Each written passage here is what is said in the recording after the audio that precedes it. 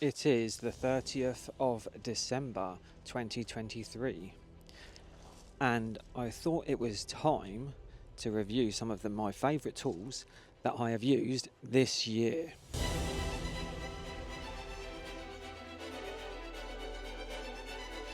And if you're wondering why I'm pacing about up and down, it's because I'm using a new camera and it has something called auto tracking. So I'm just testing to see if it works and how good it is. So this is a product test for me as well, so please excuse if I'm walking around a little bit today. So without further ado, let's get into it. It is raining also today and this camera is not waterproof, so I may switch over to the GoPro. If I do, let me know when you think I do that, because I want to see if the quality is any different between this camera and my GoPro, which I usually use. 1, 2, 1, 2, 3, 4!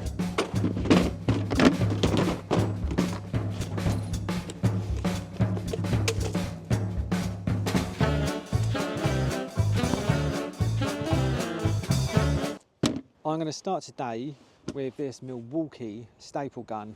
I bought this on the 16th of the 8th, 2023, and I have hammered this like I do with all of my tools. Is it any good? Yes, it's absolutely brilliant if I'm honest with you, and I'll give you a little demo now. So this fires metal staples, which is great for twin and earth cables and lots of other things, and I'll show you how it works. You literally just apply it and pull the trigger. Just like that. Now these are super strong and it's great into timber. I'd only really recommend it in timber if I'm honest with you. Doesn't work in brickwork. It does work sometimes in breeze block, but for like clipping in lofts or anything like that, it's absolutely brilliant and a massive time saver. Pros and cons. Pros, super quick.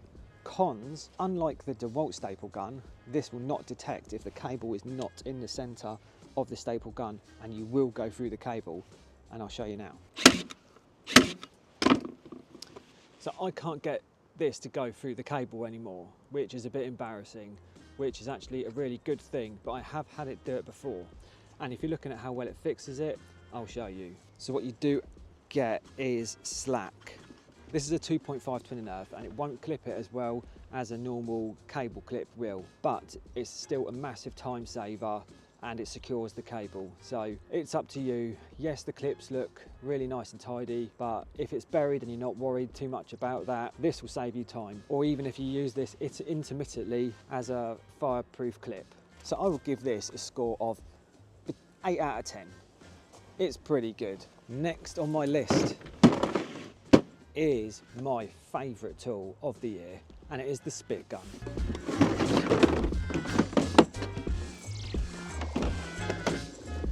This has been an absolute dream to work with this year.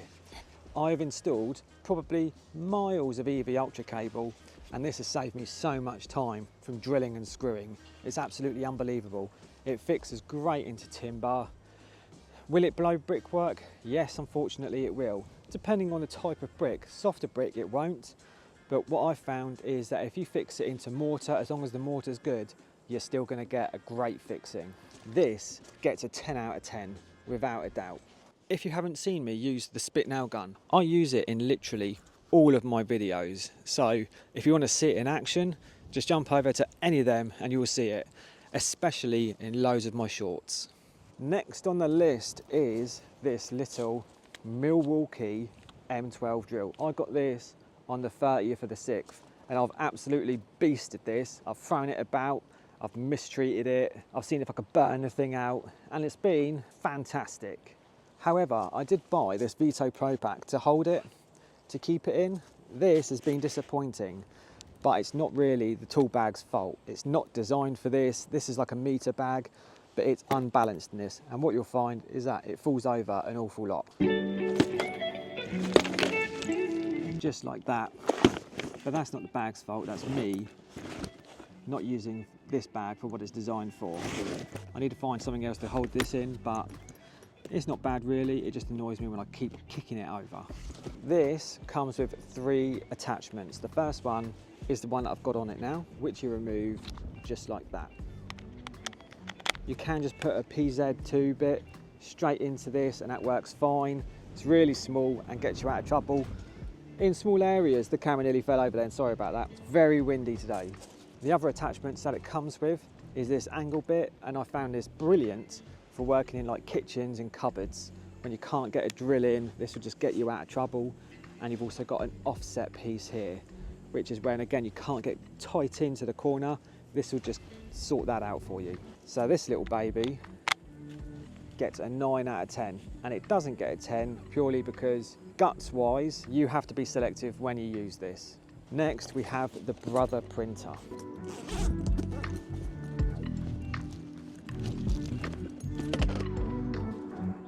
Hiya, all right. There's people walking around me. This is quite awkward. So anyway, the Brother printer. I haven't got to grips with this fully yet. I've only been using it for labelling consumer units. And again, it's been absolutely brilliant. There's loads to this and loads you can do, but I can't tell you all of it. I'm gonna do like a proper review on how to use this once I understand it properly. This is gonna get a rating of between 8 and 10 out of 10 because it has been brilliant and it's made my installations, the finishing touches anyway, much better than those crappy old stickers that you get when you buy a consumer unit. And this is the dry cab, which has been designed to keep you dry in wet conditions when you're working on anything aside meter boxes. Telecom engineers use this, and it's supposed to be ideal for EV installers also. Now, what do I think about this?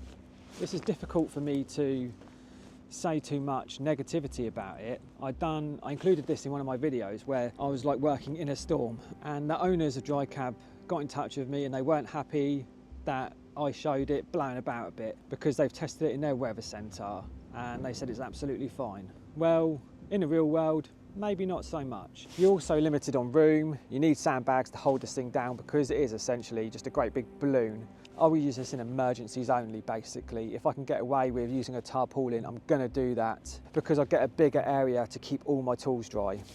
This will keep you dry, but there's not enough room in this model to keep all your gear dry also. So does it work? Yes. Does it work in really bad windy conditions? No. Is it a faff to put up and take down? No, it's really good for that actually, and it's really quick. This, only buy one of these if you really want it and you think it's gonna help you and you work on your own in a set area with just some hand tools. Otherwise, just get a tarpaulin or a great big waterproof sheet and tie it up. The Rumpotech cable roller. There's two versions of this. I've got the smaller one and there is a massive one as well for really big drums, which I just didn't need. This one will do like a 100-meter drum of EV Ultra, dead easy, and SWA. And it's made my life so much easier rather than setting up an old traditional horse, cable horse as we would call them in the game. Just bang the drum on it and it just reels off either way. And even if the cable goes underneath the drum, it will still reel with this. This will not snag the cable. This is not cheap, but if you're using big drums of cable all the time, 100% get one of these. This is a 10 out of 10 for sure. These are the Velocity Pro Gear work mats that I've been using. There's 3 sizes available, and I got these after going to a trade show, and I use these now instead of dust sheets, and these are brilliant. If you're like me and the main areas that you need to cover up in the house, if you're working in a house, is like the hallway. There's a long one which is like 1.8 meters, which works brilliantly, and there's a couple of smaller ones. They're waterproof, you can wash them, and you can sweep, you can hoover them, far better than dust sheets. If you're looking for something to cover the floors and look professional while you're working, grab some of these. Now, my best hand tools that I have purchased this year or last year, and my favourite ones include this little Nipex cable stripper. Brilliant, great for all sorts of flexi cables, data cables. There's a smaller side which will strip a Cat 5. The bigger size will do like most flex cables, 1.5, 2.5, 1 mil. And you also have these bits in the ends to strip down to the cores if you want. I use cutters for that. But again, far easier than going around with croppers and trying to strip the cable. So this is great, 10 out of 10. Nipex ferrule crimpers. Again, these have been brilliant. There are cheaper ones on the market, which are fine, but I've just gone with this brand. They've been excellent. These are great. 10 out of 10. Another Nipex tool, these are like 20.5 strippers. Love these. You don't need these, but I love them. They make stripping like for downlights or getting into sockets dead easy. If you like your tools, grab some of these. They're really good. 10 out of 10. This is my EV Ultra cable stripper. You will have seen me use this in loads of my videos, and this is absolutely mustard. I love this, massive time saver. You can use it on EV Ultra, NYYJ, and you can use it on SWA, but for the SWA, it'll only strip off the outer sheath. Then you need to obviously tackle the armoured, which this won't do. Nipex conduit cutters. On the odd occasion, I do some conduit work, PVC only, obviously. These are great. Essentially, it's like a pipe cutter, but you get a really nice finish. I have them old conduit cutters, and you always find that it cuts on an angle, whereas this, it's got a blade inside, which will just score around the conduit, and you get a really nice finish every time. 10 out of 10. And finally, I would like to show you the van bag that I bought, again by Velocity. I've been using this bag now every day for a couple of months, and I absolutely love it. It's been so practical. It's massive, but so practical. So this is the van bag. You can hook it on with this strap to the headrest in the middle of the van, which is excellent. Inside you have your 3 cup holders, which I use all the time. I've got this section here, which I use for like my camera gear while I'm out, and this section here, your lunchbox fits in, which I haven't got with me because I have made this video completely off the cuff and I wanted to try out my new camera. It also has a flap here, which you can use as a little workstation if you want. Mine's now pretty heavily marked, which is evident that I've used it an awful lot. And my iPad lives here, which I use for recording all my test results, etc, etc. So this, 10 out of 10. I do love this thing, it's been absolutely brilliant. Now, if you follow my channel, you'll be aware that I've had some issues with my van recently, and I've decided that I'm going to keep it and do a few upgrades to it. In January, I'm taking it to get brand new racking installed, which I have designed myself, and it's going to be absolutely gorgeous. And I'm going to make a video on that, take you through the journey and show you what it's like, because this stuff has been in here for years. I knocked it up myself. It's bowing in, it rattles, it sounds like I'm in World War II in a bunker when I'm driving. It's horrendous. All this gear I've paid for myself. I've got no sponsorship. Everything you've seen I paid for myself, and I will only recommend gear to you that I use day in, day out, and that I like. Anything that I don't like, I'll let you know. I'm not bothered. So I wish everyone a happy new year. Thank you so much for all the support this year. Really appreciate it. Very windy today, so I'm going to leave it there. Christ, this camera's going to fall over. Subscribe to my channel.